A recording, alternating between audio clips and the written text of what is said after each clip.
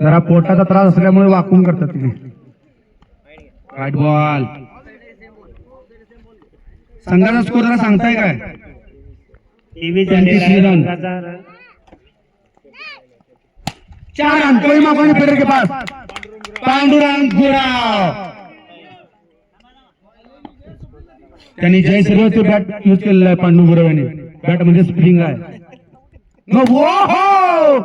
अतिसुंदर असा षटकार, परंतु षटकारला आमच्या इथे आउट आहे. संघाचा स्कोर 27. 4 बॉल 27.